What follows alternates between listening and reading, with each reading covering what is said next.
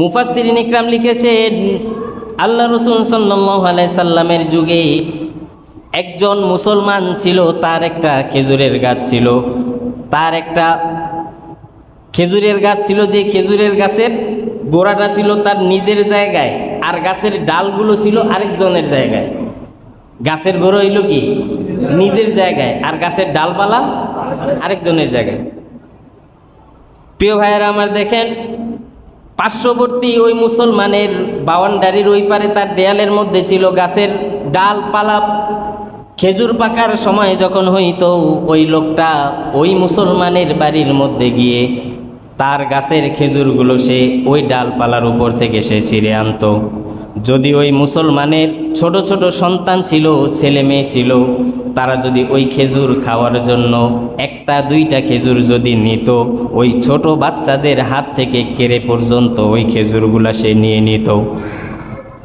ছোট বাচ্চা তার গাছের খেজুর পড়েছে, তার জায়গার মধ্যে কিন্তু এটা খাইতে দেয় নাই, সে ওই বাচ্চাদের হাত থেকে খেজুর কেড়ে নিয়ে নিত।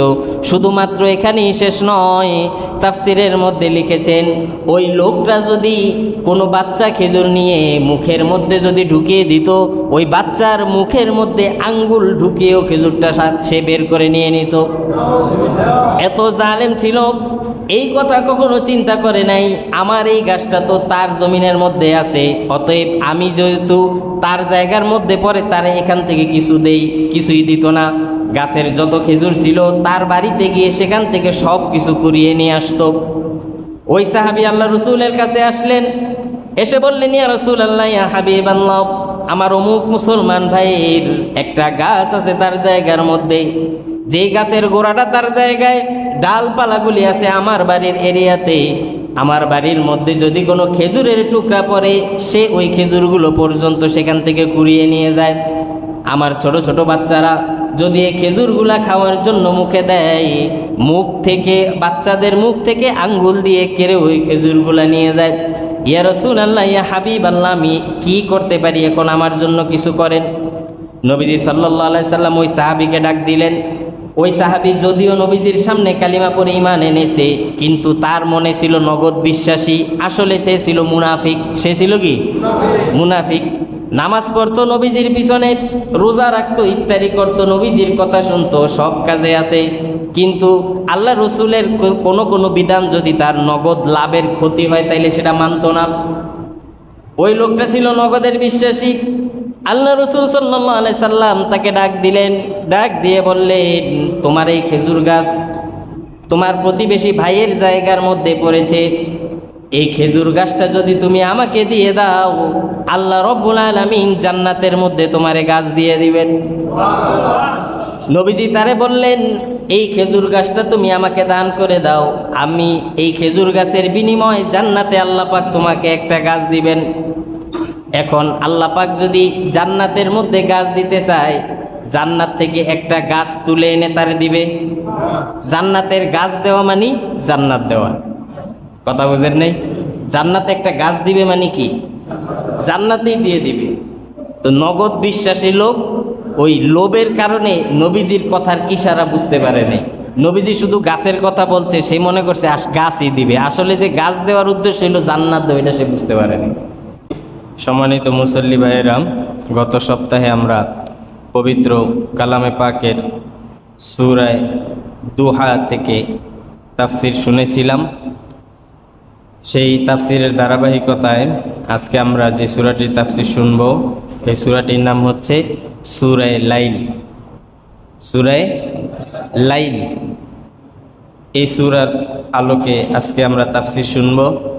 মূলত এক তাফসিরের মাধ্যমে আজকে দুইটি সূরার মূল বিষয়বস্তু আলোচনা হবে। আজকে যে সূরাটি, এই সূরাটির নাম হচ্ছে লাইল, আর এর পরবর্তী সূরার নাম হচ্ছে সূরা শামস। এই লাইল এবং শামস, এই দুইটি সূরার মূল বিষয়বস্তু একই, কিন্তু আলোচনার ক্ষেত্রে আল্লাহ পাক এখানে একটা পার্টিশন রাখছেন, দুই দিকে দুইটা সূরা দিছেন, কিন্তু আসলে আলোচনার বিষয়, প্রেক্ষাপট সব কিছুই এক। কাজে আমরা এই তাফসিরের মাধ্যমে আজকে দুইটি সূরার তাফসির শেষ করব, সূরা শামস এবং সূরা লাইল। সূরা লাইলের মধ্যে আল্লাহ পাক একটু শপথ করছেন কম, আর সূরা শামসের মধ্যে বিভিন্ন জিনিসের শপথ করছেন একটু বেশি। মূল যে আলোচনার বিষয়, এই মূল আলোচনার বিষয় দুই সূরার মধ্যে একই রকম। এই জন্য একসাথে দুই সূরার মাধ্যমেই এক তাফসির আজকে আমরা শুনব। তো আজকে যেই সূরাটার আমরা তাফসির শুনব, এই সূরার নাম কি? সূরা লাইল। এই সূরাটি কোরআনে কারিমের ধারাবাহিকতায় ক্রমিক অনুযায়ী সূরাটি হচ্ছে 92 নম্বর সূরা, 92। এই সূরাটি নাজিল হয়েছে মক্কায়। আল্লাহ রাব্বুল আলামিন এই সূরার মধ্যে 21টি আয়াত দিয়েছেন, একটি রুকু দিয়েছেন। এই সূরার মধ্যে আল্লাহ পাক মানব জীবনের কিছু বিভিন্ন পর্যায় এবং জীবন ঘনিষ্ঠ কিছু কিছু বিষয়কে আল্লাহ পাক এমনভাবে উল্লেখ করেছেন যাতে করে আমরা আমাদের মানব জীবনে এই সূরা থেকে শিক্ষা গ্রহণ করে বাস্তবে তা কাজে পরিণত করতে পারি। আল্লাহ পাক আমাদেরকে তৌফিক দান করুন। সম্মানিত মুসল্লি ভাইরা, কোরআনে কারিমের তাফসিরের বিকল্প দুনিয়াতে আর কিছুই নেই। আমরা বিভিন্ন রকম ওয়াজ শুনি, কিন্তু তাফসির এবং ওয়াজের মধ্যে কিন্তু আসমান জমিন পার্থক্য। ওয়াজ করা সকলের পক্ষেই সম্ভব, তবে তাফসির করা সকলের পক্ষে সম্ভব নয়। ওয়াজ মানে হচ্ছে আপনি ধরে নেন উপদেশ, যে কোনো ভালো উপদেশ, একটা অ্যাডভাইস দিলেন, একটা উপদেশ দিলেন, এটাই ওয়াজ। ওয়াজের ক্ষেত্রে আপনি যে কোনো ভালো উপদেশ দিতে পারেন। যে কোনো ভালো উপদেশ দিলে, নসিহত করলে, অ্যাডভাইস দিলে সেটারই কি বলা হয়? ওয়াজ। আর তাফসিরটা একটু ভিন্ন রকম। তাফসিরের মধ্যে কোরআনে কারিমের নির্ধারিত কোনো সূরা বা নির্ধারিত আয়াত থেকে কথা বলা হবে, এবং তাফসিরের কিছু মূলনীতি আছে। তাফসিরের মৌলিক মূলনীতি হচ্ছে 5টা। কয়টা? 1 নম্বর হচ্ছে তাফসিরুল কুরআনি বিল কুরআন। কোরআনের এক আয়াতের তাফসির করতে হবে কোরআনের আরেক আয়াত দিয়ে।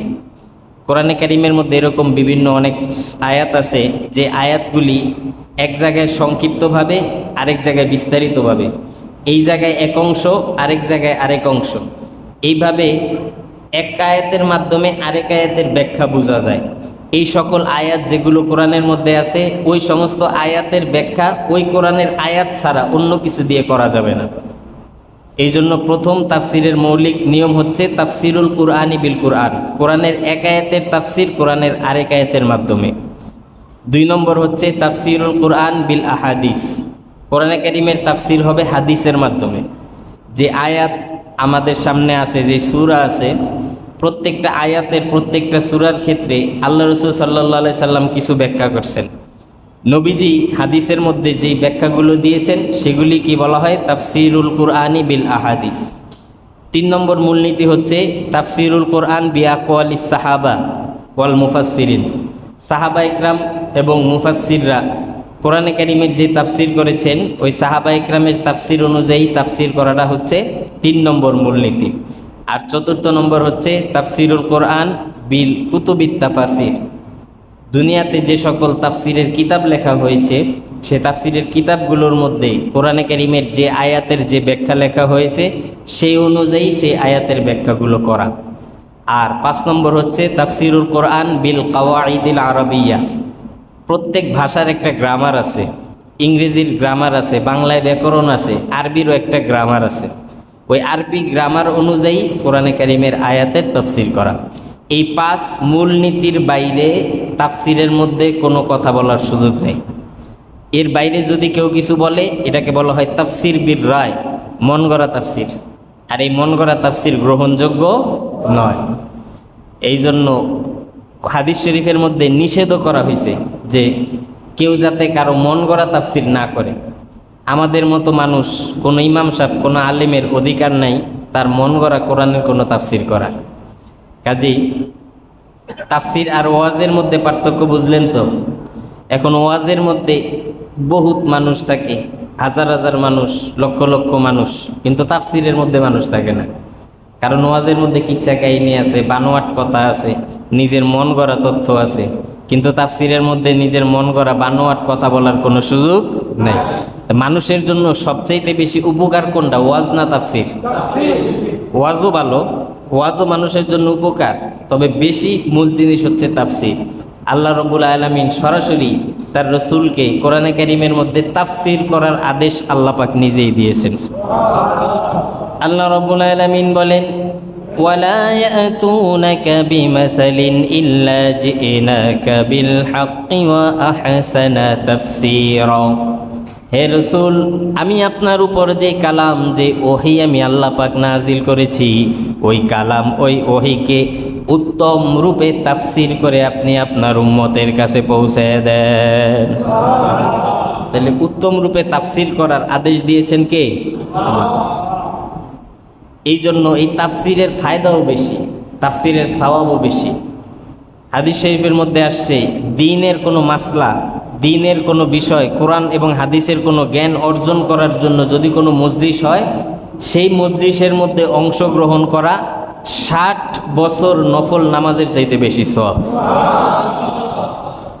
এই জন্য আমরা যারা তাফসিরে আসতে পেরেছি, আল্লাহ পাক আমাদেরকে তৌফিক দিয়েছেন, আবারও আল্লাহর শুকরিয়া আদায় করছি, আলহামদুলিল্লাহ।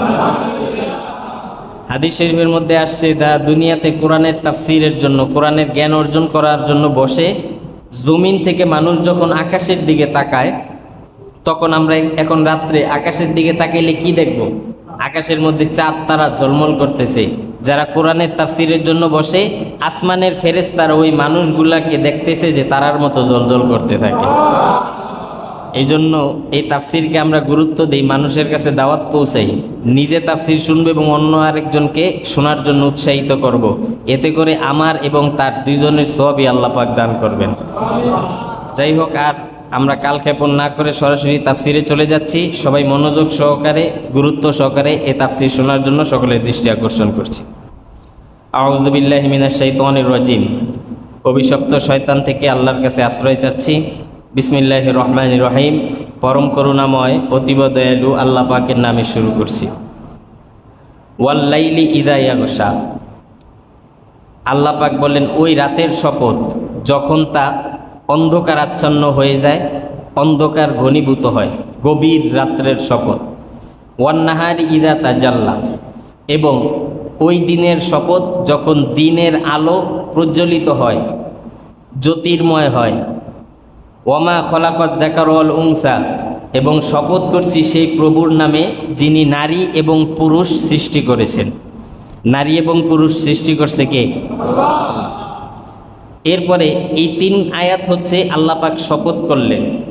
শপথ করার পর এখন আল্লাহ পাক মূল বিষয়টা বলছেন, ইন্না সাইয়াকুম লাশাত্তা। নিশ্চয়ই তোমাদের প্রচেষ্টা, এক একজনের চেষ্টা এক এক রকম। আমাদের চেষ্টা প্রচেষ্টা এক একজনের কি এক এক রকম। ফা আম্মা মান আ'তা ওয়াত্তাকা। অতএব এই চেষ্টার মধ্যে যারা আল্লাহর রাস্তায় খরচ করবে এবং আল্লাহকে ভয় করবে, ওয়াসাদ্দাকা বিল হুসনা, এবং সৎ কাজকে সত্যায়ন করবে, ভালো কাজকে গ্রহণ করে নিবে, ফাসানুয়াসসিরুহু লিল ইসরা। আমি আল্লাহ তার জন্য সকল ভালো এবং আসান রাস্তাকে তার জন্য আমি সহজ করে দেব। ওয়া আম্মা মান বাখিলা ওয়াস্তাগনা। এবং যে কৃপণতা করবে এবং বেপরোয়া হয়ে যাবে, খরচ করবে না, কৃপণতা করবে। ওয়ামা ইউগনি আনহু মালুহু ওয়া কাযযাবা বিল হুসনা। এবং সৎকে গ্রহণ না করে সেটাকে মিথ্যা প্রতিপন্ন করবে। ফাসানুয়াসসিরুহু লিল উসরা। তার জন্য সকল আযাব এবং ভয়ঙ্কর জিনিস তার জন্য সহজ করে দেব। নাউযুবিল্লাহ। অর্থাৎ সহজে জাহান্নামে যাইতে পারবে। ওয়ামা ইউগনি আনহু মালুহু ইযা তারাদ্দা।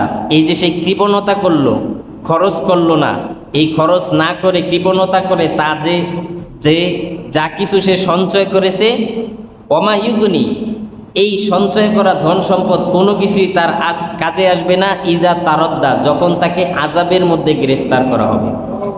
যখন তাকে আযাবে গ্রেফতার করা হবে, তখন তার এই সঞ্চিত ধন সম্পদ কোনো কিছুই কোনো কাজে আসবে না। ইন্না আলাইনা লাল হুদা।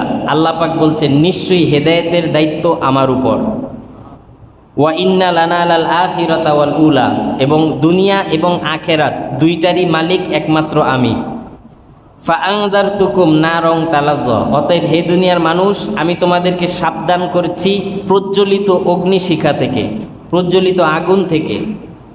লা ইয়াসলাহা ইল্লাল আশকা, যে আগুনের মধ্যে শুধুমাত্র হতভাগা দুর্ভাগ্য লোক ছাড়া ওই আগুনের মধ্যে কেউ প্রবেশ করবে না। সে আগুনে যাবে তারা যাদের কপাল খারাপ, যারা হতভাগ্য, যারা দুর্ভাগ্যবান। সেই লোকগুলি কারা? আল্লাযী কাযযাবা ওয়া তাওয়াল্লা, যারা সত্য আল্লাহর দ্বীনকে মিথ্যা প্রতিপন্ন করেছে এবং তার থেকে মুখ ফিরিয়ে নিয়েছে। আজকে আমরা অনেকেই তাফসীর থেকে মুখ ফিরিয়ে নিই। কি ওয়াজ করব আমরা জানি, এত ওয়াজ শুনে কি করব, আমল তো করতে পারি না। এগুলি হলো নেক্সট সুরতে শয়তানের ধোঁকা। এটা হলো কি নেক্সট সুরতে শয়তানের ধোঁকা। মানুষ ভেরিয়েশন পছন্দ করে, একই জিনিস বারবার ভালো লাগে না। এই জন্য শয়তানেও মানুষের মন মানসিকতা অনুযায়ী শয়তানির মধ্যেও ভেরিয়েশন আনে। অর্থাৎ সবসময় এক সিস্টেমে ধোঁকা দিলে তো হবে না, এই জন্য ধোঁকার সিস্টেমটা চেঞ্জ করে। এক এক সময় এক এক সিস্টেমে ধোঁকা দেয়। অনেক সময় ভালো ভালো জিনিস দিয়েও কি ধোঁকা দেয়। দেখতে দেখা যাইতেছে খুব ভালো, আসলে হইল খারাপ। দেখবেন দুনিয়াতে যত বেশি বিষাক্ত সাপ, ভয়ঙ্কর সাপ, ওটা দেখতে সুন্দর তত বেশি। কথা ঠিক না? দোরা সাপ দেখতে কিন্তু ভাল লাগে না। দোরা সাপ দেখতে ভাল লাগে, এটার মধ্যে বিষও নাই, এটা দেখতেও ভাল লাগে না। কিন্তু যেই সাপগুলি বেশি বিষাক্ত ওইটি দেখতেও কিন্তু খুব সুন্দর। তো শয়তান মাঝে মধ্যে মানুষকে খারাপভাবে ধোঁকা দেয়, আবার মাঝে মাঝে ভালো নেক্সট সুরতে ধোঁকা দেয়। অর্থাৎ দেখতে দেখা যায় খুব ভালো, আসলে হইল কি শয়তানের ধোঁকা। আল্লাহ পাক তাদেরকে শয়তানের ধোঁকার থেকে হেফাজত করুক। আল্লাহ পাক বলতেছেন, যারা আমার কোরআন থেকে দিন থেকে মুখ ফিরিয়ে নিল, ওই সমস্ত মানুষই হচ্ছে হতভাগা দুর্ভাগ্যবান। আর এই দুর্ভাগ্যবান লোক ছাড়া অন্য কোনো মানুষ জাহান্নামে প্রবেশ করবে না। ওয়াসাইয়ু জান্নাবুহাল আত্তা, আর যারা সৌভাগ্যবান তারা এর থেকে দূরে থাকবে। সেই সৌভাগ্যবান কারা? আল্লাযী ইউতি মালাহু ইয়াতাযাক্কা, যে আল্লাহর প্রদত্ত সম্পদকে নিজের আত্মশুদ্ধির জন্য আল্লাহর কাছে খরচ করে। নিজেকে সংশোধনের জন্য, নাম প্রকাশ করার জন্য না, মানুষের কাছে বড় দানশীল প্রকাশ করার জন্য না, নিজের আত্মশুদ্ধির জন্য আল্লাহর রাস্তায় খরচ করে। ওয়ামা লি আহাদিন ইনদাহু মিন নি'মাতিন তুজসা, আর তাদের জন্য এরকম প্রতিদান কারো কাছে নাই যে ওই প্রতিদান তাদেরকে দিতে হবে। ইল্লা বতিগা ওয়াজহি রব্বিহিল আলা, শুধুমাত্র একটাই প্রতিদান আছে, সেটা হলো আমার আল্লাহর সন্তুষ্টি, রেজায়ে মাওলা, আল্লাহর খুশি। আমরা দুনিয়াতে যা কিছু করব তার পিছনে একটাই উদ্দেশ্য, সেটা কি? আল্লাহর খুশি। যা করব দুনিয়াতে সব আল্লাহকে খুশি করার জন্য করব, এটাই হবে একমাত্র আমাদের উদ্দেশ্য। আল্লাহ পাক বলেন, এইভাবে যারা শুধুমাত্র আল্লাহকে খুশি করার জন্য দুনিয়াতে কাজ করবে, ওয়ালা সাউফা ইয়ারদা, আমি আল্লাহ রাব্বুল আলামিন অতি সত্বর তাদের উপরে সন্তুষ্ট হয়ে যাব। সন্তুষ্ট হয়ে গেছে এটা বলে নাই, হয়ে যাব বলছেন। কেন? যেহেতু আখেরাতের জীবনটা সামনে আছে, এই জন্য ভবিষ্যতে দিয়ে বুঝাইছে আখেরাতে হাসরের ময়দানে আমি তাদের উপর সন্তুষ্ট হয়ে যাব। আর আল্লাহ যদি আখেরাতে আমাদের উপর খুশি হয়ে যায়, আর কিছু দরকার আছে?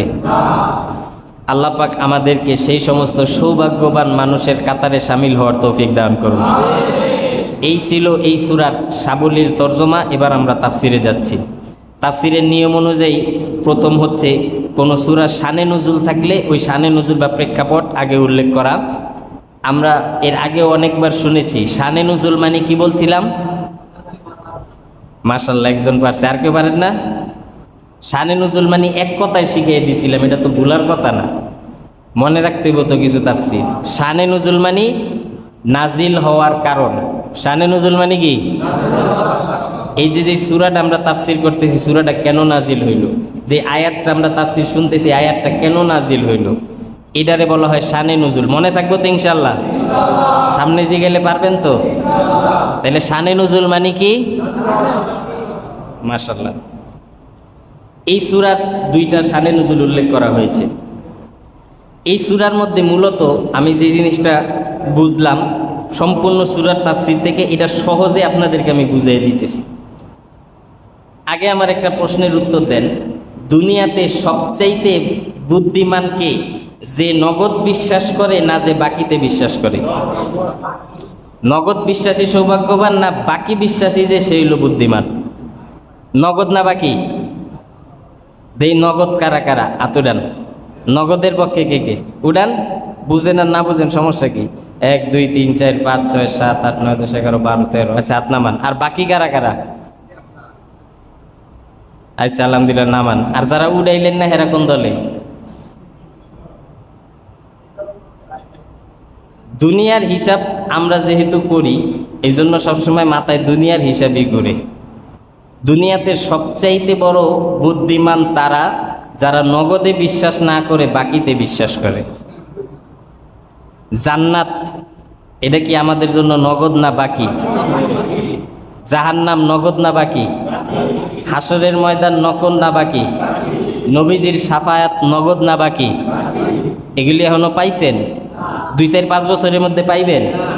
এগুলি সব হইল কি বাকি। এই বাকির জীবনে যারা বিশ্বাস করে তারাই হচ্ছে সবচাইতে বড় সৌভাগ্যবান। আর সবচাইতে বড় দুর্ভাগা অতি চালাক তারা যারা নগদে বিশ্বাস করে। এই নগদে বিশ্বাসী লোকেরা সবসময় ঈমান হারায়। তারা ঈমান নিয়েও কবরে যাইতে পারে। নগদ বিশ্বাস হইল এই জিনিস, এখন যেটার মজা এটা কইরা লই, এখন যেটা করার মনে আশা যাচ্ছে এটা কইরা লই, এটা হইল কি নগদ। এখন জিনা করতে মন চাইছে করি, পরে কি হইব এটার হিসাব পরে। নগদের মজাটাকে নগদে লয়ে লই। নগদ নামাজ না পড়লেও কিন্তু একটা মজা আছে, আছে না? মসজিদে আজান দিলে না যাইয়া এক গল্প করা, ঘুমায় থাকা, আড্ডা মারা, এটার মধ্যে একটা মজা আছে না? যদি না থাকতো তাইলে কি মানুষ নামাজ বাদ দিত? তাইলে এই যে একটা মজা নিল এটা হইল নগদ। আর নামাজ পড়লে যে সোয়াব হইব এটা হইল কি বাকি। জিনা করলে গুনাহ হইব, একটু আনন্দ পাওয়া যাবে, এটা হইল নগদ। আর জিনার জন্য যে শাস্তি এটা হইল কি বাকি। তাইলে তারা নগদে বিশ্বাস করে এই গুনার কাজে জড়াইল, নগদ বিশ্বাস করে নামাজ থেকে দূরে সরল। আর বাকিতে যারা বিশ্বাস করলো তারা চিন্তা করলো না এখন আমার এতটুক মজার দরকার নাই, আজান যখন দিয়েছে আমি নামাজের জন্য যাই, নামাজের পুরস্কারটা কি সে সাথে সাথে পাবে? এটা পাবে বাকিতে। তাইলে দুনিয়াতে সবচাইতে বড় বুদ্ধিমান তারা যারা নগদে বিশ্বাসী না হয়ে বাকিতে বিশ্বাসী হয়। আমরা সবাই নগদে বিশ্বাসী, এই জন্য আমাদের আমলের মধ্যে ত্রুটি থাকে বেশি। আর নগদ বিশ্বাসী হওয়াটা হচ্ছে মুনাফিকির একটা অন্যতম লক্ষণ। এই কথাটা আমি এই জন্য বললাম, সামনের একটা উদাহরণ দিয়ে এই শানে নুজুলটা বোঝানোর জন্য আমি এই কথাটাকে বললাম। শানে নুজুলের ক্ষেত্রে মুফাসসিরিন একরাম 2টা শানে নুজুল উল্লেখ করছেন। একটা শানে নুজুল বলা হয়েছে হযরত আবু বকর রাদিয়াল্লাহু তাআলা আনহু ইসলামের প্রাথমিক যুগে যখন মুসলমানরা নির্যাতিত হচ্ছিল, কাফেরদের হাতে অত্যাচারিত হচ্ছিল, যেই তার ঈমানের কথা স্বীকার করে সেই কাফের মুশরিকের অত্যাচার নির্যাতনের রোষানলে পড়ে। এমন অত্যাচার, এমন নির্যাতন, ভয়ঙ্কর নির্যাতন যার বর্ণনা এর আগেও বহু তাফসিরে আমি আপনাদেরকে দিয়েছি। হজরতে বেলাল রাদিয়াল্লাহু আনহুর উপরে কেমন নির্যাতন হয়েছে, হজরত আম্মারের উপর কেমন নির্যাতন, হজরত সুহাইবের উপর কেমন নির্যাতন, হজরতে সুমাইয়ার উপর কেমন নির্যাতন, এইভাবে বিভিন্নভাবে যে সাহাবা ইকরাম নির্যাতিত হচ্ছেন, এটা ইসলামী প্রাথমিক যুগের ঘটনা। নবীজি সাল্লাল্লাহু আলাইহি সাল্লামের ওই সময় রাষ্ট্রীয়ভাবে এতটুকু ক্ষমতা ছিল না যে তাদেরকে কাফেরের হাত থেকে রক্ষা করতে পারে। নবীজি তাদেরকে কাফেরের হাত থেকে রক্ষা করবে কি? নবীজি নিজেই তো কাফেরের হাতে অত্যাচারিত হইতেছেন। অত্যাচার শুধুমাত্র সাহাবীদের উপরই হয়েছে বিষয়টা তা নয়, নবীজিও কাফেরদের হাতে অত্যাচারিত হয়েছেন। এই যে নবীজি সাল্লাল্লাহু আলাইহি সাল্লাম এবং সাহাবীরা কাফের মুশরিকদের হাতে নির্যাতিত হচ্ছেন, এদেরকে বাঁচানোর উপায় কি? হজরত আবু বকর রাদিয়াল্লাহু তাআলা আনহু এই ক্ষেত্রে নবীজিকে অনেক বড় সহযোগিতা করলেন। যে ব্যক্তি গোলাম, হজরত খাব্বাব রাদিয়াল্লাহু তাআলা আনহু কামারের দোকানে চাকরি করতেন, তিনি ছিলেন একজন কামার। লোহা পিটিয়ে বিভিন্ন ধাতু দিয়ে বিভিন্ন লোহার জিনিসপত্র, অস্ত্র তিনি তৈরি করতেন। তার মালিক ছিল কাফের। তিনি যখন শুনতে পেলেন যে খাব্বাব রাদিয়াল্লাহু তাআলা আনহু ওই লোহা পিটায় আর আল্লাহ পাকের জিকির করতে থাকে, তিনি যখন শুনলেন যে খাব্বাব ইসলাম গ্রহণ করেছে, অত্যন্ত রাগান্বিত হইল। খাব্বাব রাদিয়াল্লাহু তাআলা আনহুকে ধরল, শরীরের জামা কাপড় খুলল, কামারের দোকানে লোহা গরম করার জন্য যে জ্বলন্ত কয়লা থাকে, খাব্বাব রাদিয়াল্লাহু তাআলা আনহুকে সেই জ্বলন্ত কয়লার উপরে নিয়ে শোয়াই দিল। হাদিসের মধ্যে এসেছে খাব্বাব রাদিয়াল্লাহু তাআলা আনহুর পিঠের যে চর্বি ছিল, তিনি একটু মোটা মানুষ ছিলেন, তার শরীরের চর্বিগুলো আগুনের তাপে গলে ওই আগুনটা নিভে গেছে, এর আগ পর্যন্ত নিভে নাই। হযরত খাব্বাবের শরীরের মধ্যে আগুনের কয়লার টুকরাগুলো ঢুকে ঢুকে শরীরের বিভিন্ন জায়গা দিয়ে ছিদ্র হয়ে গেছে।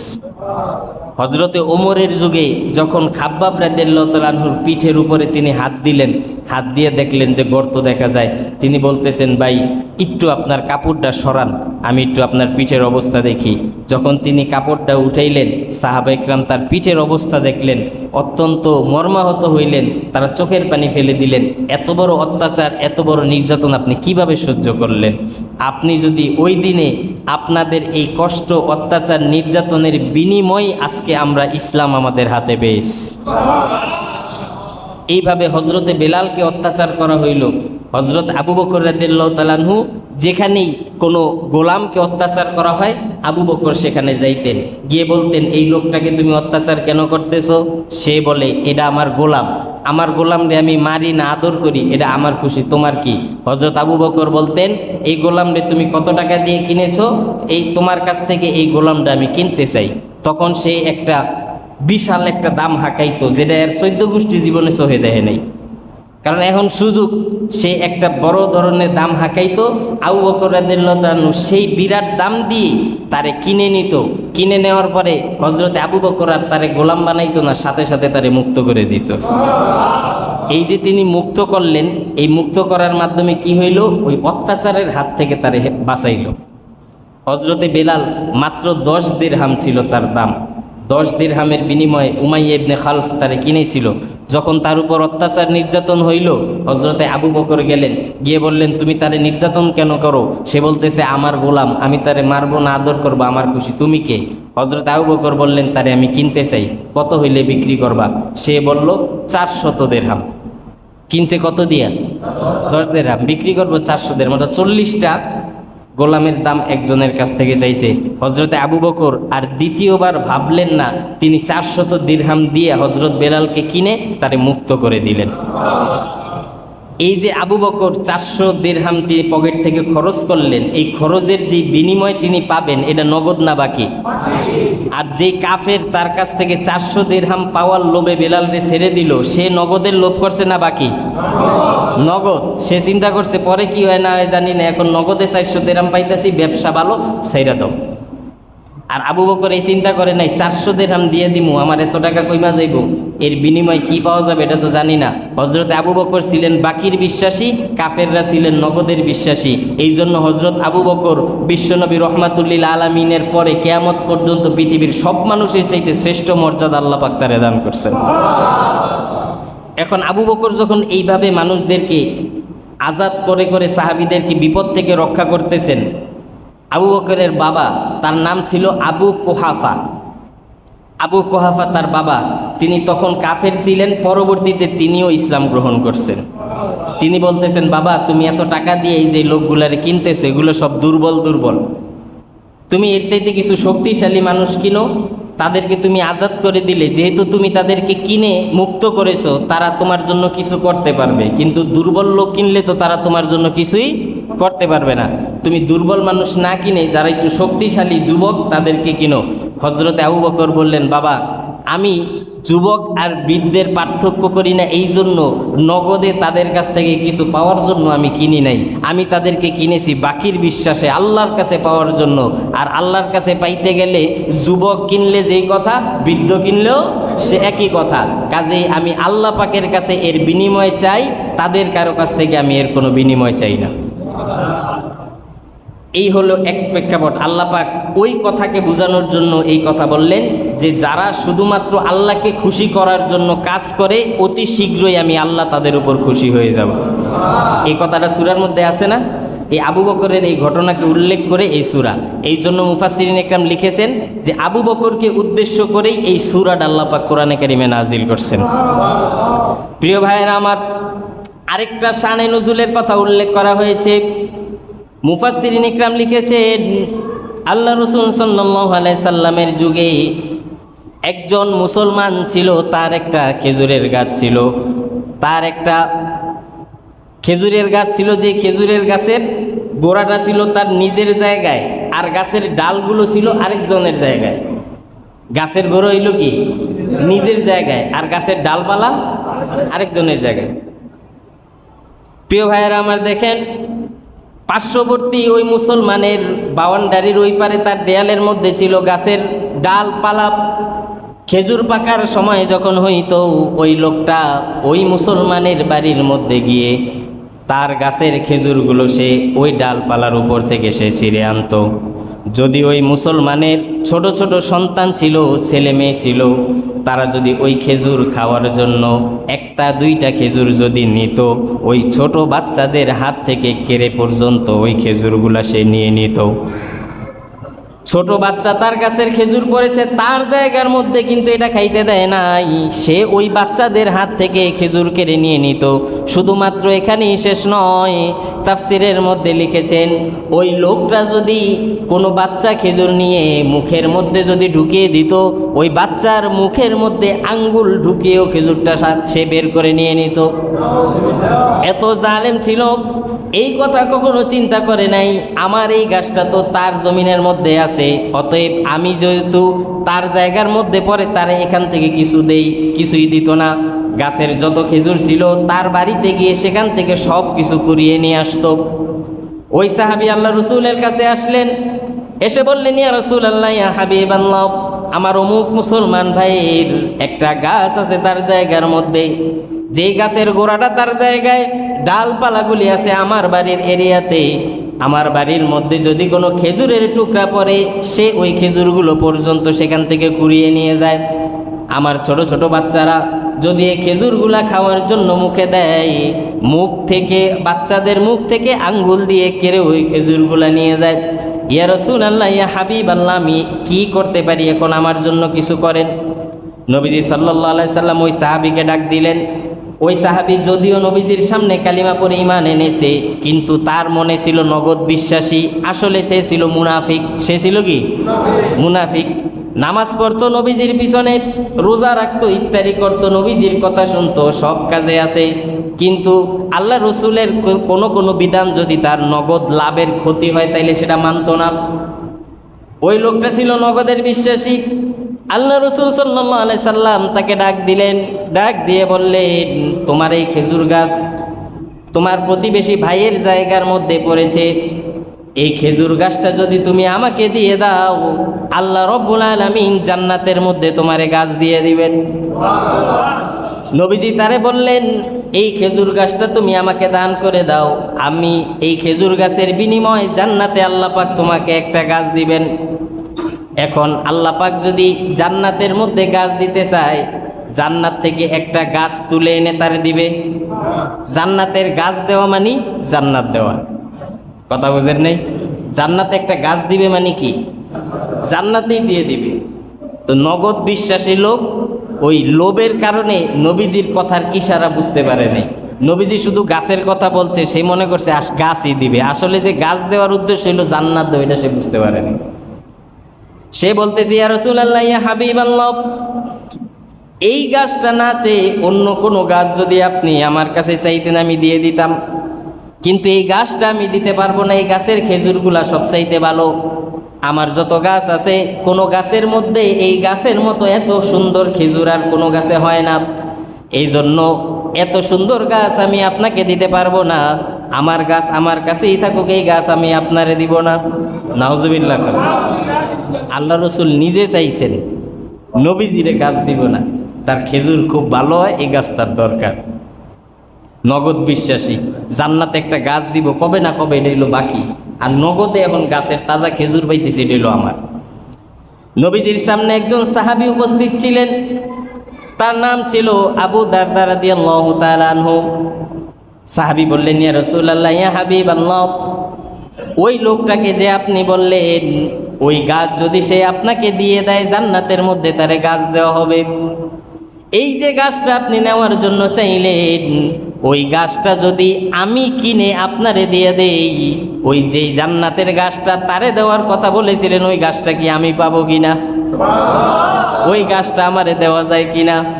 আল্লাহ রসুল বললেন, এইটা যেহেতু আমার পক্ষ থেকে ঘোষণা করা হয়েছে, কাজে যেই এটা আমারে দিবে জান্নাতের গাছ আল্লাহ তারে দান করে দিবেন। সাহাবী সেখান থেকে উঠে গেলেন, খেজুর মালিকের বাড়িতে গিয়ে বললেন, তোমার এই খেজুর গাছটা আমি কিনতে চাই, কত টাকার বিনিময় হলে এই খেজুর তুমি আমাকে দান করবা? লোকটা বলতেছে, এই খেজুর গাছের মধ্যে এমন কি আছে যে খেজুর গাছটা নেওয়ার জন্য তুমি পাগল হয়ে গেছো? লোকটা বলতেছে, আমার জীবনে যত সম্পদ, যত টাকা পয়সা, যা কিছু জমা করেছি, সব কিছুর বিনিময় হলেও এই গাছটা আমি আজকে কিনে নিয়ে যাব। আমার রসুল যেহেতু এই গাছটা চেয়েছেন, রসুলের আশার চাইতে দুনিয়াতে বড় আর কিছুই হইতে পারে না। আমি যদি আমার জীবনে সব কিছু দিয়েও গাছটা কিনতে পারি, মনে করব আমার জীবনের সবচাইতে বড় সম্পদ আমি ক্রয় করেছি। এই কথা শোনার পর ওই মুনাফিকের মধ্যে লোভ আরো বেশি জেগে গেল। হযরতে আবু দারদার একটা বাগান ছিল, ওই বাগানের মধ্যে খেজুর গাছ ছিল 400। কয়টা? 400 তো খেজুর গাছ ছিল। ওই সাহাবীর এই কথা শোনার পর লোকটা বলল, তোমার ওই যে 400টি খেজুর গাছের একটা বাগান আছে, ওই 400 খেজুর গাছের বাগান যদি আমাকে দিয়ে দাও, ওই খেজুর গাছের 400 গাছের বিনিময়ে এই গাছটা আমি তোমারে দিতে পারি। আবু দারদা চিন্তা করলেন না, নগদে যে লস হইতেছে, এক গাছের বিনিময়ে 400 গাছ তিনি কেন দিবেন? বিজনেস মাইন্ডেড তিনি হলেন না। তিনি ইমানদারের মতো আল্লাহ রসুলের আশাকে পূরণ করা সবচেয়ে বড় মনে করলেন। দ্বিতীয়বার আর চিন্তা করলেন না, ওই সাহাবীর কথার সাথে সাথে বললেন, এখনই আমার ওই 400 খেজুর গাছ বিশিষ্ট বাগান আমি তোমাকে দিয়ে দিলাম, এই গাছের ধারে কাছেও আসবা না, আজকের থেকে এই গাছের মালিক আমি হয়ে গেলাম। 400 খেজুরের গাছ দিয়ে দিলেন। ওই খেজুরের গাছের বাগানের মধ্যে সাহাবীর বাড়ি ছিল। তিনি বাগানের মধ্যে গেলেন, গিয়ে বাগানের বাইরে দাঁড়িয়ে থেকে তার স্ত্রীকে বললেন, বাইরে বের হয়ে আসো, আমার এই যে বাগান, জান্নাতের একটা খেজুর গাছের বিনিময়ে এই বাগানকে আমি বিক্রি করে দিয়েছি, অতএব এই বাগান থেকে বের হয়ে আসো, এই বাগানের মালিক এখন আমি নই, আমার সন্তান যা আছে তাদেরকে নিয়ে তুমি চলে আসো। স্ত্রী বলতেছে, আপনি বাইরে দাঁড়িয়ে ডাকতেছেন কেন? আসেন, ঘরের ভিতরে আসেন, একসাথে যা কিছু আছে নিয়ে আমরা বের হয়ে যাই। সাহাবী ডাক দিয়ে বললেন, এই বাগান যেহেতু আল্লাহর রাস্তায় আমি কুরবানি করে দিয়েছি, জান্নাতের একটি গাছের বিনিময়ে পুরো বাগানটা দান করে দিয়েছি, এখন আর এই বাগানের মালিক আমি নই, আর যে বাগানের মালিক আমি নই, সেই বাগানের মধ্যে আমি আমার পাও রাখতে চাই না। বাগানের ভিতরে ঢুকেও নাই, বাহির থেকে বলতেছে বের হয়ে আসো। স্ত্রীকে ডাক দিলেন, স্ত্রী ঘর থেকে বের হয়ে আসলেন, স্ত্রীকে নিয়ে বাগান থেকে বের হয়ে গেলেন, অন্য আরেক জায়গায় ঘরের মধ্যে নিয়ে স্ত্রীকে রাখলেন। কিছুক্ষণ পর মসজিদে আজান হইল। সাহাবী না মসজিদে নববীতে নামাজ আদায়ের জন্য গেলেন, নামাজ আদায় করলেন। নামাজ শেষ করে আল্লাহ রসুলকে বললেন, ইয়া রাসূলুল্লাহ, ইয়া হাবিবাল্লাহ, ওই যে একটি গাছ আপনি চেয়েছেন, ওই গাছটা আমি ক্রয় করেছি 400 খেজুর গাছের বিনিময়, ওই গাছটা আমি আমার কাছে নিয়ে এসেছি। আল্লাহ রসুল যে খেজুরের গাছ চাইলেন, আমার ওই খেজুর গাছটা আমি আপনারে দিয়ে দিলাম। নবীজি সাল্লাল্লাহু আলাইহি সাল্লাম ওই যে বাড়ির লোকটা ছিল, গরিব লোকটা, তারে ডাক দিল, যার বাড়ির সীমানার মধ্যে গাছের ডালপালা ছিল। ওই লোকটারে নবীজি ডাক দিলেন, ডাক দিয়ে বললেন, এই খেজুর গাছটা আমার, আজকের থেকে আমি খেজুর গাছ তোমারে দিয়ে দিলাম। ওই লোকের আর গাছ দেওয়ার দরকার নাই, তুমি এই খেজুরের গাছের মধ্যে যা খেজুর হয়, তুমি এই খেজুরগুলি খাবে, তোমার বাচ্চাদেরকে খাওয়াবে। এই কথা বলে আল্লাহ রসুল ওই গরিব লোকটাকে গাছটা দান করে দিলেন। আর ওই সাহাবী আল্লাহ রসুলের সামনে উপস্থিত হয়ে গেলেন। নবীজি তাকে দেখে হাসতে লাগলেন।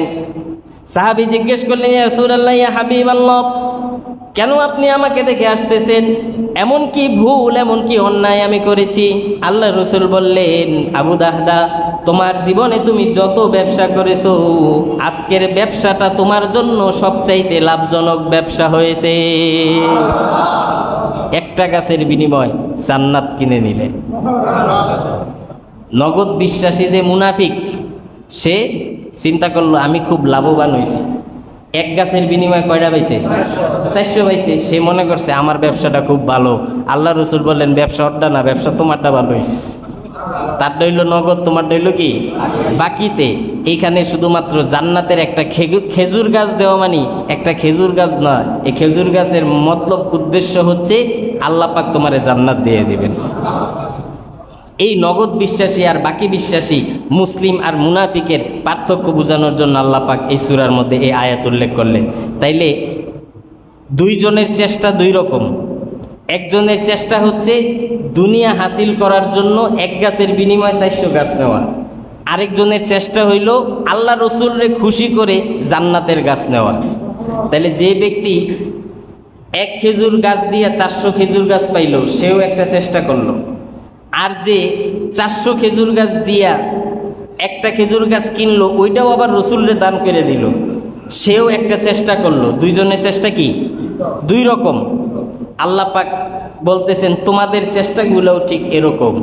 এক একজনের চেষ্টা কি এক এক রকম। কেউ চেষ্টা করো দুনিয়া পাওয়ার জন্য, কেউ চেষ্টা করো আখেরাত পাওয়ার জন্য।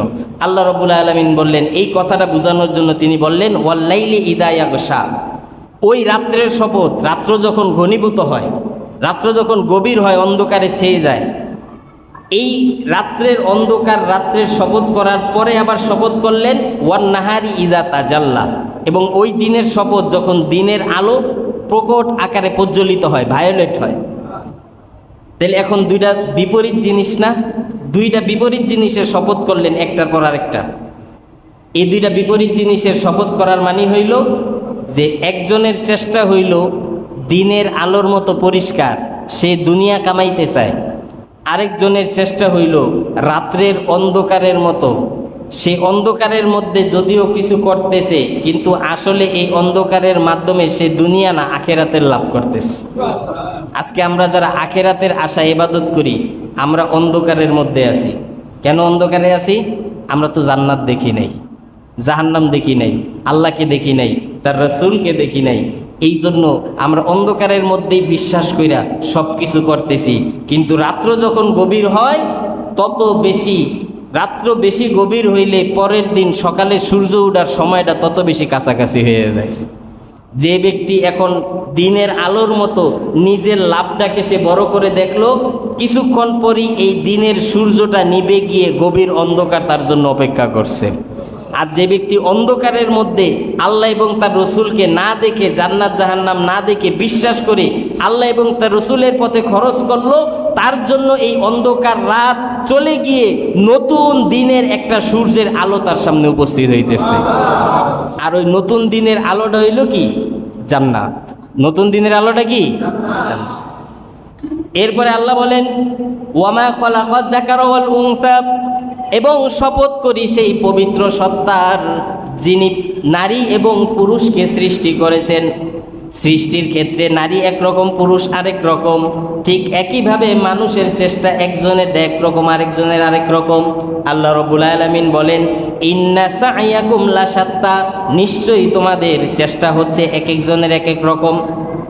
ফাআম্মা মান আ'তা ওয়াত্তাকা, অতএব যারা আল্লাহর রাস্তায় দান করলো, খরচ করলো, ওয়াত্তাকা এবং আল্লাহকে ভয় করলো, ওয়াসাদ্দাকা বিল হুসনা এবং নেক আমলকে, ভালো কাজকে সত্যায়ন করলো, গ্রহণ করলো, ফাসানুয়াসসিরুহু লিল ইউসরা, আমি তার জন্য সহজ সরল সুন্দর পথ আল্লাহ তার জন্য সহজ করে দেব।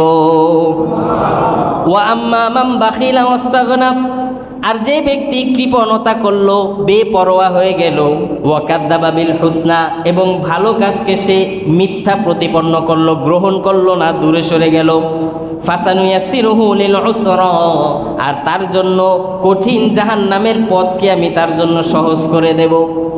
অর্থাৎ মানে গর্তের মধ্যে পড়া তার জন্য সহজ হবে, আর আরেকজনের জন্য জান্নাত পর্যন্ত পৌঁছানো সহজ হবে। কথা বুঝাইতে পারলাম? রাস্তা একটাই, দুজনের কাছেই সহজ। একজনের জন্য জান্নাত সহজ, আরেকজনের জন্য কি? জাহান্নাম সহজ। কথা বুঝছেন তো? ওয়ামা ইউগনি আনহু মালুহু ইযা তারাদ্দা, নিশ্চয়ই ওই ব্যক্তি এই কৃপণতা করে আল্লাহর রাস্তায় দান না করে তার কাছে যে সম্পদ জমা করলো, অতি শীঘ্রই যখন তাকে জাহান্নামের আযাবে গ্রেফতার করা হবে, এই কাজ, এই ধন সম্পদ জমানো টাকা পয়সা তার কোনো কাজে আসবে না।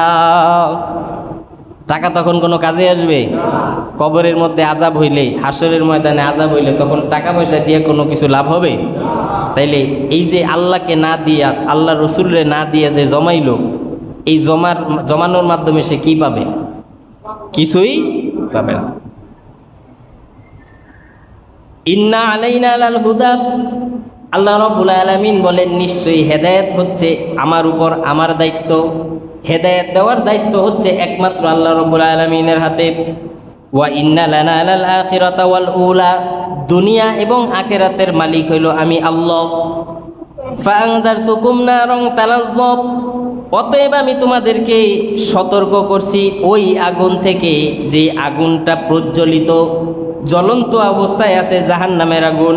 লা ইয়াসলাহা ইল্লাল আশকা, কোনো দুর্ভাগ্যবান কপাল পোড়া হতভাগা লোক ছাড়া সেই আগুনের মধ্যে কেউ প্রবেশ করবে না। যারা প্রবেশ করবে নিশ্চয়ই তারা হচ্ছে দুর্ভাগ্যবান। এইখানে একটা আয়াতের তাফসীর আমি আপনাদেরকে বুঝাই। ইন্না আলাইনা লাল হুদা, আল্লাহ পাক বলেছেন নিশ্চয়ই হেদায়েত হচ্ছে আমার উপর, বা হেদায়েতের দায়িত্ব আমার হাতে। হেদায়েত শব্দের অর্থ হচ্ছে দুইটি। একটাকে বলা হয় আল ইসলু ইলাল মাতলুব, গন্তব্য জায়গা পর্যন্ত পৌঁছায় দেওয়া। এর কিছু আংশিক আমি ইহদিনাস সিরাতাল মুস্তাকিমের তাফসীরের সময় কিন্তু আমি বলছিলাম। হেদায়েতের দুইটা অর্থ, একটা হচ্ছে আল ইসলু ইলাল মাতলুব, গন্তব্যস্থান পর্যন্ত পৌঁছায় দেওয়া। আরেকটা হেদায়েতের অর্থ হচ্ছে ইরাআতুত তরিক, রাস্তা দেখানো, পথ প্রদর্শন করা। আল্লাহ পাক হেদায়েত রাখছেন তার নিজের হাতে। যদি আল্লাহ পাক নিজের জন্য হেদায়েত রাখেন, তাইলে তার রসুলকে কেন বললেন ইন্না আরসালনাকা শাহিদা ওয়া মুবাশশিরা ওয়া নাযীরা? তার রসুলকে আল্লাহ পাক কেন বললেন যে আপনার আমি হেদায়েত দিয়ে পাঠাইছি? নবীজির হাতে যদি হেদায়েত থাকে, তাইলে তার চাচা আবু তালেবকে নবীজি কেন হেদায়েত দিতে পারলেন না? কথা বুঝেন নাই আমার? হেদায়েত যদি নবীজির হাতে থাকে, তাহলে নবীজির চাচা আবু তালেবকে তিনি কেন হেদায়েত দিতে পারলেন না? নবীজি যখন তার চাচা আবু তালেব ইন্তেকাল করছেন, নবীজি অনেক চেষ্টা করলেন তার একটু হেদায়েতের পথে আনার জন্য। জীবনে তো কোনো কমতি রাখেন নাই নবীজিকে ভালোবাসার ক্ষেত্রে। সারা পৃথিবীর মানুষের ভালোবাসা একত্রিত করলে আবু তালেবের একদিনের ভালোবাসার সমান হবে না। তিনি যে রসুলকে ভালোবাসা দিয়েছেন, তাহলে এত ভালোবাসা, এত কিছু থাকা সত্ত্বেও সে যদি হেদায়েত না পায়, আল্লাহ রসুল সেটা মানতে পারলেন না। তিনি তার চাচাকে হেদায়েত দেওয়ার জন্য অনেক চেষ্টা করলেন। বারবার তিনি তার চাচাকে বলতেছেন, হে চাচা আমার, একটা বার শুধু কালিমা পড়েন। একবার কালিমা পড়লে আপনার জীবনের যত গুনাহ আছে, ভুল আছে, আল্লাহ পাক মাফ করে দিবেন। আল্লাহ রাব্বুল আলামিন আপনাকে জাহান্নাম থেকে জান্নাতি বানিয়ে দিবেন। এত প্রচেষ্টা করার পর চাচা যখন হেদায়েত গ্রহণ করতে চায় না, কালিমা পড়তে চায় না, আল্লাহ রসুল বললেন, চাচা আমাকে যদি আল্লাহ রসুল হিসাবে মানতে আপনার কষ্ট হয়, লা ইলাহা ইল্লাল্লাহ শুধু এতটুকু বলেন, মুহাম্মাদুর রাসূলুল্লাহ বলারও দরকার নাই। বুখারীর বর্ণনায় আছে আল্লাহ রসুল বলেছেন, হাজ্জুল লাকা ইয়াউমাল কিয়ামা, কিয়ামতের ময়দানে আপনার জন্য ঝগড়া করে হলেও আমি আপনারে জান্নাতে পৌঁছায় দেব। হাজ্জুন শব্দের অর্থ হচ্ছে তর্ক বিতর্ক করা, ঝগড়া করা, দলিল দেওয়া। কোর্টের মধ্যে উকিলেরা যখন দাঁড়ায়, দুই পক্ষে দুই উকিল থাকে, একজন আরেকজনের সাথে কি করে? তর্ক করে, দলিল প্রমাণ পেশ করে। আল্লাহ রসুল বলেন, হাসরের ময়দানে যদি এইভাবে আমার দলিল প্রমাণ দিয়ে দিতে হয়, ওইভাবে দলিল প্রমাণ দিয়ে তর্ক করে আপনার জন্য ওকালতি কইরা হইলেও জান্নাতে পৌঁছাই দিব। শুধুমাত্র আপনি লা ইলাহা ইল্লাল্লাহ বলেন, মুহাম্মদুর রাসূলুল্লাহ বলারও প্রয়োজন নাই। এত বড় কথা যখন আল্লাহ রাব্বুল আলামিনের রসুল, এত বড় কথা যখন তিনি বলে ফেললেন, আল্লাহ পাক উপর থেকে ধমক দিয়া সূরা কসসের 56 নম্বর আয়াত তিনি নাযিল করে দিলেন। আল্লাহ রাব্বুল আলামিন বলেন, ইন্নাকা লা তাহদি মান আহবাবতা ওয়ালাকিন্নাল্লাহা ইয়াহদি মান ইয়াশা ওয়া হুয়া আ'লামু বিল মুহতাদিন। হে রাসূল আমার, আপনি যাকে চান তাকে আপনি হেদায়েত দিতে পারবেন না। হেদায়েতের চাবি তো আমি আল্লাহ আমার হাতে রেখেছি। ওয়া হুয়া আ'লামু বিল মুহতাদিন, কে হেদায়েত প্রাপ্ত হবে আর কে হেদায়েত প্রাপ্ত হবে না, এটা একমাত্র আমি আল্লাহ রাব্বুল আলামিন সবচাইতে ভালো জানি।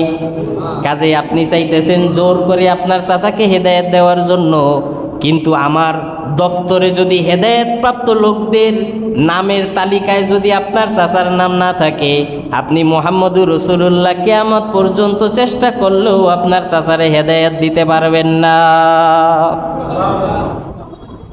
এই যে এই জায়গায় আল্লাহ পাক তার রাসূলকে বললেন আপনি হেদায়েত দিতে কি পারবেন না।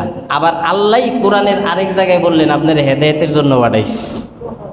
কথা বুঝছেন ভালো মতো? আল্লাহ নিজেই বলতেছেন এক জায়গায় যে আপনারা আমি হেদায়েতের জন্য কি পাঠাইছি, আবার আল্লাহ আরেক জায়গায় বলতেছেন হেদায়েত আপনি দিতে পারবেন না। তাইলে এই কোন মুসিবতে আল্লাহ তার রসুলরে ফালাইল? হেদায়েতের অর্থ বুঝতে গেলে তখন এই হেদায়েতের দুইটা অর্থ বুঝতে হবে। হেদায়েতের দুইটা অর্থ হচ্ছে, এক নম্বর ইরাআতুত তরিক, রাস্তা দেখানো। একজন লোক 2 নম্বর ঘাটে নৌকা থেকে নাইমা আপনার বলল ভাই আমি স্টানে যাব। 2 নম্বর ডাকেশ্বরী স্টান কোন জায়গায়? আপনি তারে দেয় দিলেন সোজা যান, ডাইনে যান, বামে যান, উত্তরে যান, দক্ষিণে যান, এরপর একটা শিবাগলি আছে, এরপর একটা বড় রাস্তা আছে, এরপর একটা এদিকে আছে, ওইখান থেকে এদিকে যাইবেন, ওই দিক থেকে এদিকে যাইবেন, গেলে আপনি পৌঁছে যাইবেন। আপনি তারে ডাকেশ্বরী স্টান পর্যন্ত পৌঁছার জন্য হেদায়েত দিয়ে দিলেন। কথা বুঝাইতে পারলাম? পৌঁছানোর জন্য তারে কি দিলেন? হেদায়েত দিলেন। এই হেদায়েতের অর্থ হচ্ছে কি? রাস্তা দেখানো। ওই লোকটা আবার আরেকজনরে বলল যে আমি 2 নম্বর স্টানে যাইতেছি। ওই লোকটা তারে করলো কি, হাতটা দইরা ওই লোকের নিয়া হাঁটতে হাঁটতে 2 নম্বর স্টানের সামনে নিয়া কইল এই যে 2 নম্বর স্টান। তাইলে এই লোকটারেও স্টানে পৌঁছানোর জন্য সে হেদায়েত দিয়ে দিল। কথা ঠিক না? তাহলে প্রথম হেদায়েতের অর্থ হচ্ছে রাস্তা দেখানো, পথ প্রদর্শন করা। আর দ্বিতীয় হেদায়েতের অর্থ হচ্ছে জায়গা মতো নিয়ে পৌঁছাইয়া দেওয়া। আল্লাহ রাব্বুল আলামিন তার রসুলকে বললেন, হে রসুল আমার, আপনাকে আমি হেদায়েতের জন্য পাঠিয়েছি, তবে এই হেদায়েত ওই হেদায়েত নয় যে আপনি জায়গা পর্যন্ত পৌঁছাইয়া দিবেন। আপনারে যে হেদায়েত দিয়েছি ওই হেদায়েত হলো রাস্তা দেখানো, ওই হেদায়েত হলো হালাল হারাম সত্য মিথ্যা সব কিছু স্পষ্ট বুঝিয়ে দেওয়া। এরপরে যদি সে গ্রহণ করে না করে এটা তার ব্যক্তিগত ইচ্ছা। আপনাকে হেদায়েতের কথাগুলি স্পষ্টভাবে বুঝিয়ে দেওয়ার জন্য আমি আল্লাহ পাক আপনাকে রসুল হিসেবে পাঠিয়েছি। আর ওই যে হেদায়েত জায়গা পর্যন্ত নিয়ে পৌঁছিয়ে দেয়, ওই হেদায়েত আমি আল্লাহ রাব্বুল আলামিন আমার হাতে রেখে দিয়েছি। এবার বুঝছেন হেদায়েতের অর্থ? এখন নবীজিরে আল্লাহ পাক হেদায়েতের জন্য দিলেন, যে হেদায়েত গন্তব্য পর্যন্ত পৌঁছাইতে পারে না, তার মানে এটা বলা যাবে যে নবীরে আল্লাহ পাক হেদায়েতের জন্য পাঠায় নাই? এটা বলা যাবে? অবশ্যই হেদায়েতের জন্য পাঠাইছেন। হেদায়েতের জন্য না হইলে রাস্তা দেখানোটা কি? এটা হেদায়েত না? অবশ্যই হেদায়েত। কাজে এই কথা বলার কোনো সুযোগ নাই যে নবীদেরকে আল্লাহ পাক হেদায়েতের জন্য পাঠায় নাই। নবীদেরকেও আল্লাহ পাক হেদায়েতের জন্য পাঠাইছেন, আবার হেদায়েত আল্লাহ নিজের কাছেও রাখছেন। আর আল্লাহর কাছে কোনটা রাখছেন, নবীজিরে কোনটা দিয়েছেন, এটা বুঝাই দিলাম বিস্তারিত। কথা বুঝছেন আমার? এবার বুঝেন প্রিয় ভাইয়েরা আমার, হেদায়েত দেওয়ার জন্য আল্লাহ রাব্বুল আলামিন যদি নিজের উপরই হেদায়েতের দায়িত্ব রাখে, বান্দার দোষ কি? আল্লাহ বলছেন না হেদায়েত আমার হাতে। এখন কোনো বান্দা যদি হেদায়েত না পায়, এটা কি বান্দার দোষ না আল্লাহর দোষ? আল্লাহ হেদায়েত দিলে তো আমি পাইতাম, আল্লাহ আমার হেদায়েত দিল না কেন? তাহলে তো বান্দার কোনো দোষ আছে? নাই। তাহলে আল্লাহর দোষ, তাহলে বান্দা জাহান্নামে কেন যায়? কথা ঠিক না? এই হেদায়েত দেওয়ার জন্য নিজের মধ্যে চেষ্টা থাকতে হবে। যার ভিতরে এই হেদায়েতের চেষ্টা আছে, আগ্রহ আছে, আল্লাহ পাক তার জন্য হেদায়েতের রাস্তা খুলে দেন। আর যার মধ্যে আগ্রহ ইচ্ছা না থাকে তার জন্য হেদায়েতের রাস্তা খোলা হয়। প্রিয় ভাইরা আমার, লক্ষ্য করেন আল্লাহ রাব্বুল আলামিন তার রসুলকে যে হেদায়েতের জন্য পাঠাইলেন, সেই হেদায়েত হলো পথ প্রদর্শন, রাস্তা দেখানো। নবীজির চাচা আবু তালেবকে হাজার চেষ্টা করেও আল্লাহ রসুল হেদায়েত দিতে পারলেন না।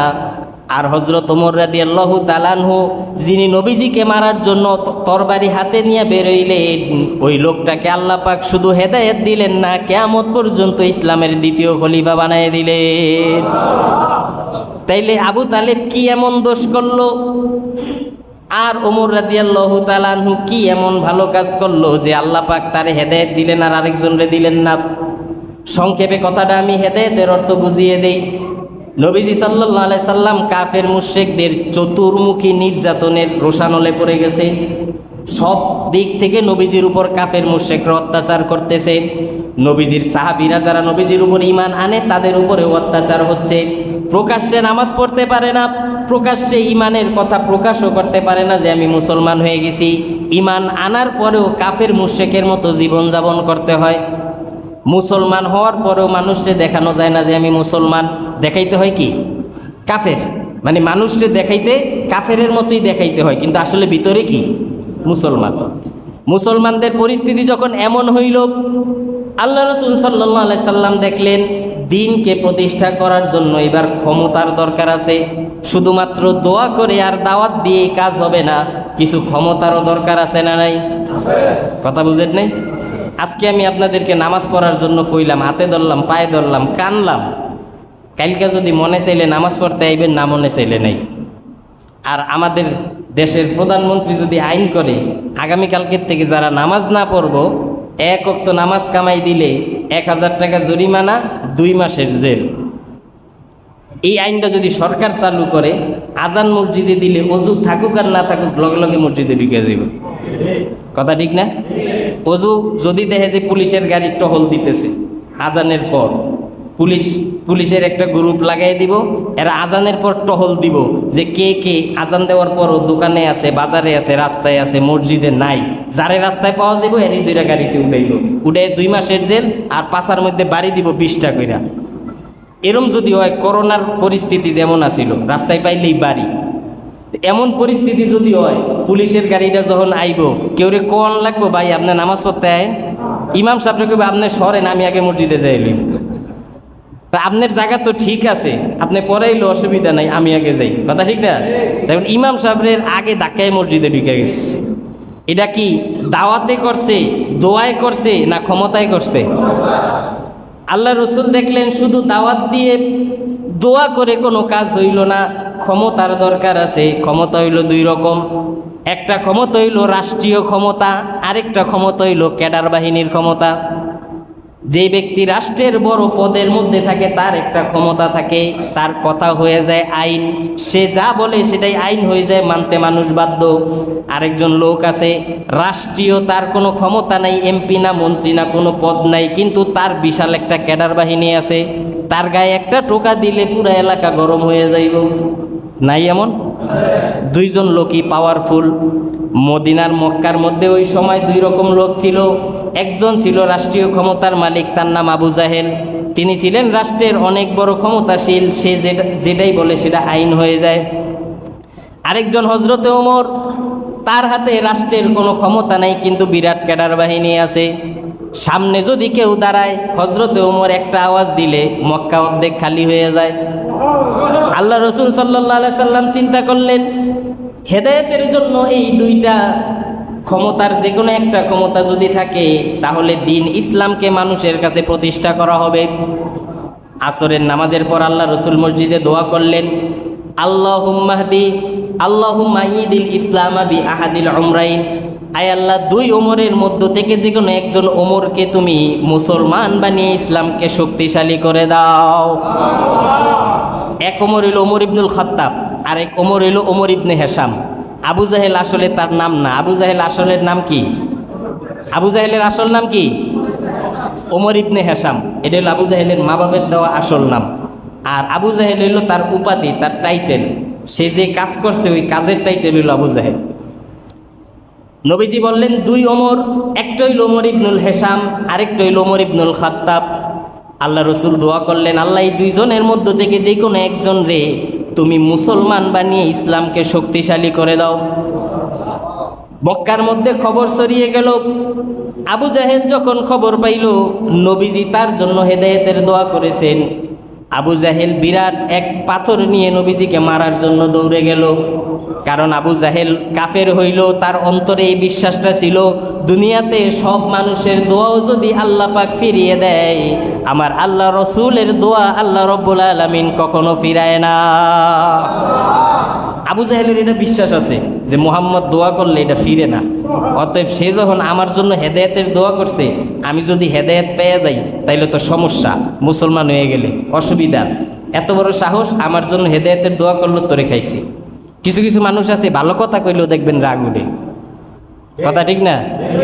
এক জায়গায় বইয়ে গল্প করতেছি, এখন যদি এর মধ্যে একজনকে গিয়া নামাজের জন্য ডাক দেন, ধর্মিয়া তোমার নামাজ তুমি করো, যাও, এত এত মাত করি দেখাই তুইব না, কয়দিন ধরে নামাজ করো নাই? এমন 2 দিন ধরে নামাজ পড়া এটা নামাজ হয়ে গেছে, তুমি আগে কি করছো এটি দেখি নাই, অথচ কথা কি খারাপ কইছে? না গেলে না কইবেন যে আচ্ছা ঠিক আছে যান আমি পরে যাব, এরকম তুই তারে ভালো কথা কইলেও যার কাছে খারাপ লাগে, বোঝা যায় আবু জাহেলের সিডা ফুটা এক ভিতরে আস। নবীজি আবু জাহেলের হেদায়েতের জন্য দোয়া করছে, খারাপ কিছু করছে? এই পাথর লিয়ে দৌড়ে গেছে নবীজিরে মারার জন্য। মুহাম্মদ কোথায় বের হয়ে আসলো তোমার এত বড় সাহস? এতদিন তো মানুষদেরকে ভুলভাল বুঝাইছো, উল্টা পাল্টা কথা বুঝাইছো, এত বড় সাহস আমার জন্য হেদায়েতের দোয়া করো? তুমি তাড়াতাড়ি বের হয়ে আসো, এই পাথরের আঘাত করে তোমার মাথাটা ফাটিয়ে দেব। লম্বা কথা। আবু জাহেল তিরস্কার করলো। ওইদিকে হজরত ওমরকে দাওয়াত দিল, মুহাম্মদ অনেক বেশি বেড়ে গেছে, তারে এখনই থামাইতে হবে, যদি তারে এখন থামাইতে না পারি অদূর ভবিষ্যতে তারে আর থামানো যাবে না। আস্তে আস্তে তার দলবাড়ি হইতেছে, তাইলে কি করা যায়? বলে এখন আর কোনো বাধা নাই, চক্রান্ত নাই, সরাসরি হামলা, মুহাম্মদকে হত্যা করা হবে। আবু জাহেল জানে মুহাম্মদ সাল্লাল্লাহু আলাইহি সাল্লাম ছোটোখাটো কোনো মানুষ নয়, কুরাইশ বংশের একজন সন্তান। আর কুরাইশের কোনো সন্তানকে মারলে ওই এলাকার যত বংশের লোক আছে সবাই দাঁড়িয়ে যাবে। কথা বুঝেন নাই? এই দেশের মধ্যে বড় বড় ফ্যামিলির কিছু লোক আছে না, তাদেরকে যদি কেউ কিছু কয়, অন্য অন্য লোকেরা কি চুপ করে বসে থাকবে? আমারে মারলে আপনারে মারলে কেউ কিছু কইব না। কিন্তু বড় বড় ফ্যামিলির লোক যারা, এগো গায়ে হাত দিতে হইলে বড় প্ল্যানিং কইরা ওই রকম ক্ষমতা নিয়ে তারপরে হাত দিতে হইবে। নবীজি তো সাধারণ কোনো মানুষ না, কুরাইশ বংশের নেতার, তিনি কুরাইশ বংশের সন্তান। আবু জাহেল চিন্তা করলো যারে তারে দিয়ে এই কাজ করানো যাবে না, এমন একজনকে দিতে হবে যে মুহাম্মদরে মারার পর এর বিরুদ্ধে যদি এলাকায় আন্দোলন হয় সেটাও ঠেকানোর ক্ষমতা যে রাখে, এমন একটা লোক দিতে হবে। আবু জাহেল ঘোষণা দিল 100 উট পুরস্কার মুহাম্মদকে মারার জন্য। বহুত মানুষে কইছে আমারে দেন আমারে দেন, এরা তো আসলে মারতে চায় না, এরা চিন্তা করছে 100 উটের কথা, পারি আর না পারি উঠ তো 100 পাবো, ওই উটের লোভে দাঁড়িয়ে গেছে। আবু জাহেল কয় কে কি পারবো না পারি আমি জানি, মানুষ ভালো মানুষ চিনি আর না চিনি, শয়তান ভালো মতো চিনি, বইয়া যা তো করে দিয়ে কাম হইব না। সবাই হাত উঠাইতেছে, কোনো লাভ হয় না। হজরত ওমর কইতাছে আমারে দেন 100 উট, আমি মুহাম্মদরে মাইরা দিব। আবু জাহেল কয় যে এতক্ষণ একটা লোক পাইছি, এরে দিয়েই সম্ভব। ঠিক আছে ওমর যাও, 100 লাল উট তোমার জন্য পুরস্কার যদি মুহাম্মদের মাথা আনতে পারো। হজরত ওমর দৌড়ে গেলেন নবীজির মাথা আনার জন্য। রাস্তায় একজন সাহাবীর সাথে দেখা হইল, সে জিজ্ঞেস করতেছে কিভাবে, কই যাও? মেজাজ খুব গরম দেখা যায়, তরবারিও ভিতর থেকে বাইর করে লাইছো। কোষের মধ্যে এখানে একটা তরবারির খাপ আছে, এই খাপের মধ্যে তরবারি থাকা মানে সব কিছু ঠান্ডা, আর যদি ভিতর থেকে বাইর করে তার মানে পরিস্থিতি গরম। ওমর তরবারি বাইর করে যাইতেছে, তো দেখা বলতেছে যে অবস্থা খারাপ, কি হয়েছে, এত মাথা গরম কেন? বলতেছে মুহাম্মদের মাথা আনতে যাই। ছোট সাহাবি হইল সাহাবি, তো নবীজির অন্তর ভিতরে আছে, সামনে ওমর নাকি এটা চিন্তা করে নাই। নবীজির মাথা আনার কথা কইছে, নবীজির মাথা নিবা, আগে আমার লগে আসো, আগে আমার জীবন যাবে, তারপরে মুহাম্মদ রাসূলুল্লাহর মাথা নিবা। অথচ কিন্তু ওমরের লগে কিন্তু পারবো না, এটা জানে, কিন্তু তারপরও দাঁড়াইছে কেন? যখন রসুলের উপরে আঘাত আসে তখন মুসলমান পারবো না না পারবো এটা চিন্তা করে না, জীবনের শেষ বিন্দু পর্যন্ত রসুলের পক্ষে দাঁড়িয়ে যায়।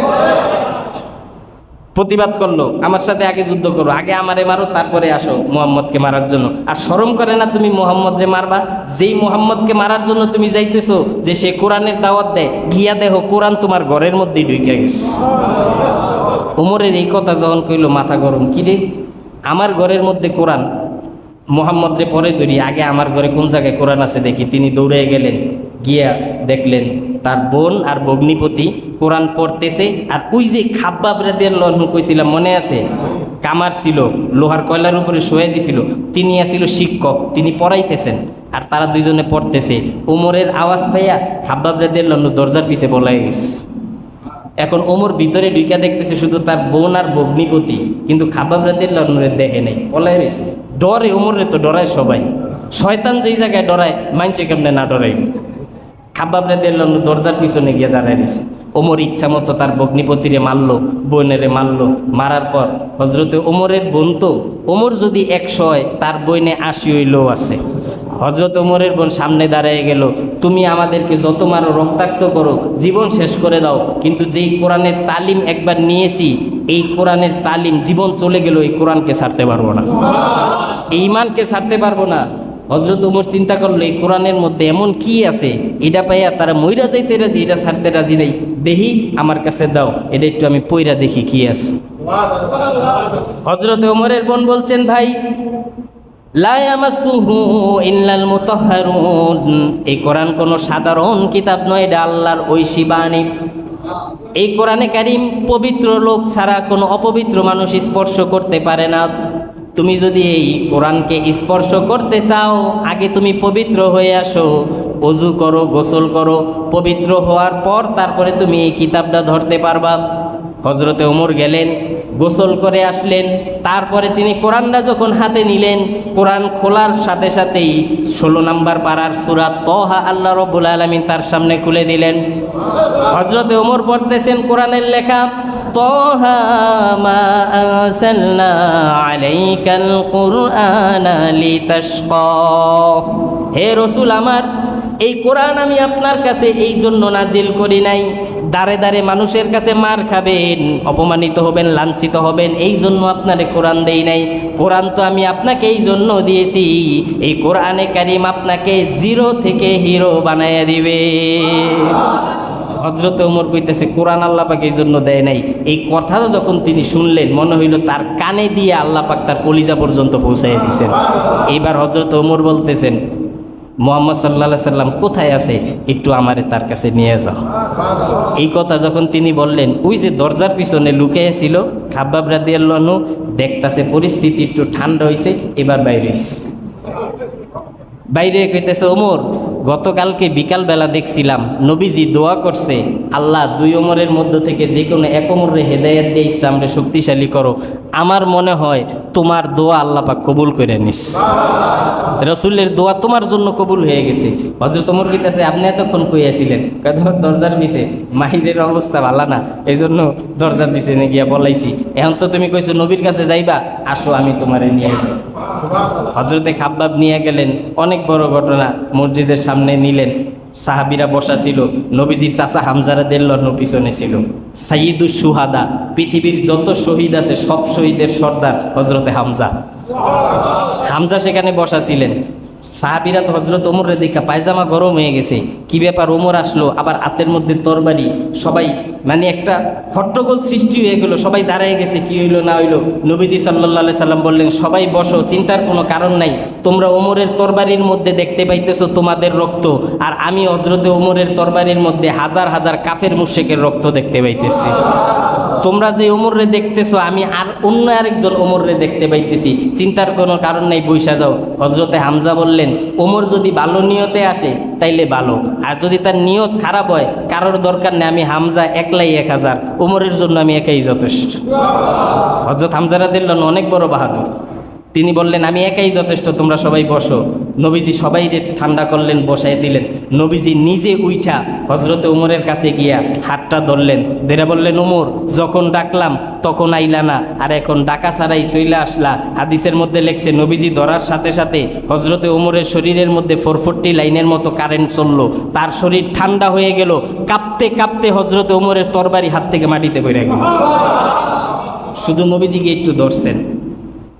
হযরত ওমর বললেন, ইয়া রাসূলুল্লাহ, আসছিলাম তো আপনার মাথা নেওয়ার জন্য, এখন আমার মাথাই আপনার কাছে দিয়ে দিলাম, কালিমা পড়ায় মুসলমান বানায় দেন। হযরত ওমর মুসলমান হয়ে গেল, ইসলাম শক্তিশালী হয়ে গেল, আর গুহার ভিতরে লুকায় নামাজ পড়ার দরকার নাই। ওর পরের দিন থেকে সবাই প্রকাশ্যে নামাজ পড়ছে, সবাই প্রচার করছে যে আমি মুসলমান, ইসলামকে আল্লাহ পাক শক্তিশালী করছেন। এখানে বুঝার বিষয় হইল, আবু জাহেলকে কেন আল্লাহ হেদায়েত দিল না, ওমরকে কেন হেদায়েত দিল? ওমরকে যখন তার বোন বলছিল যে এই কোরআন স্পর্শ করা যাবে না, কোনো পবিত্র মানুষ ছাড়া কেউ এটা ধরতে পারে না, হযরতে ওমর তখন কিন্তু পুরাপুরি রাগ তার ভিতরে। এই রাগের মধ্যে যদি আপনার কেউ গোসল করাইতে কয়, আপনি করবেন? কথা বুঝছেন? রাস্তায় মারামারি লাগছে, দুইজনের লগে মারামারি চলতেছে, খুব দেদারছে মারামারি। এই মারামারির অবস্থায় একজন আপনারই কইলে তুমি গোসল কইরাও, করবেন? কথা বুঝেন নাই মনে হয়। এই রাগের মধ্যে তখন কারো ভালো কথা শোনার সময় আছে? যে আটকাইতে পারলে হেরেও একটা দিয়া সরাই দেয়, কথা ঠিক না? এই অবস্থায় বললো যে কোরআন ধরতে পারবে না, তুমি অজু কইরা পবিত্র হইয়া তারপরে কোরআন ধরো। কে ওমর যদি হাতেতে থাবা দিয়ে নিয়ে নিত, কেউ আটকাইতে পারতো? কিন্তু হজরত ওমর তা করলেন না, কোরআনকে সম্মান দিলেন। ওই রাগের অবস্থায়ও তরবারি রেখা মারামারি থামাইয়া গোসল কইরা পবিত্র হয়ে আসলেন। এই যে কোরআনের এতটুকু সম্মান দিলেন, আল্লাহ পাক এটার উসিলায় তারা হেদায়েত দিয়ে দিলেন। তাহলে হেদায়েতের মালিক যদিও আল্লাহ পাক, কিন্তু হেদায়েত দেয় বান্দার চেষ্টার উপর। বান্দা যদি হেদায়েতের জন্য চেষ্টা করে তাইলেই হেদায়েত পায়। জোর করে আল্লাহ কাউরে হেদায়েত দেয় না, আর জোর করে কাউরে হেদায়েতের রাস্তা থেকে ফিরায়ও রাখে না। এই জন্য আপনি যদি চেষ্টা না করেন, আপনি যদি কোরআনের কাছে না আসেন, আপনি যদি জানতে চেষ্টা না করেন, বুঝতে চেষ্টা না করেন, আল্লাহর কোনো ঠেকা পড়ে নেই জোর করে আপনারে বোঝানোর জন্য। আল্লাহ রাব্বুল আলামিন কোরআনে কারীমে স্পষ্ট বলেছেন, আল্লাযীনা জাহাদু ফিনা লানাহদিয়ান্নাহুম সুবুলানা। যারা আমাকে পাওয়ার জন্য চেষ্টা প্রচেষ্টা করে, মানুষ তার সামনে বাধা সৃষ্টি হয়ে যদি তার রাস্তা আটকায় দেয় একটা, আমি 10টা রাস্তা তার জন্য খুলে দেব। আর যদি চেষ্টা না করে, কোনো রাস্তাই তার সামনে খোলা থাকবে না। এই জন্য প্রিয় ভাইয়ের, আল্লাহ পাক বলতেছেন এই সূরার মধ্যে এই চেষ্টার কথাই বলছেন, যে তোমাদের এক একজনের চেষ্টা হইল কি এক এক রকম। ইন্না সাইয়াকুম লাশাত্তা, তোমাদের চেষ্টা এক একজনের এক এক রকম। কেউ নগদ কামাই করার জন্য পাগল, কেউ বাকি পাওয়ার জন্য আসল। তবে এই চেষ্টার মধ্যে যার চেষ্টাটা হেদায়েতের জন্য হবে, আল্লাহকে পাওয়ার জন্য হবে, আল্লাহ পাক বলেন তার সামনে যত বাধাই আসুক, একটা না একটা রাস্তা অবশ্যই আমি তার সামনে খুলে দেব। এই জন্য হেদায়েতের চেষ্টা করতে হবে না? হবে না? হেদায়েতের চেষ্টা করতে হইলে কোরআনের কাছে আসতে হবে, কোরআনের তাফসীর শুনতে হবে, কোরআন জানতে হবে, বুঝতে হবে, এবং এই দাওয়াত আরেকজনের কাছে পৌঁছে দিতে হবে। আমি যেইভাবে কোরআনের কাছে আসতে পারলাম, অন্য আরেকজন যেন আসতে পারে, এই চেষ্টা আমাদের করতে হবে। আল্লাহ পাক এই সূরার শিক্ষা গ্রহণ করে বাস্তব জীবনে তা আমলে পরিণত করা তৌফিক দান করুক।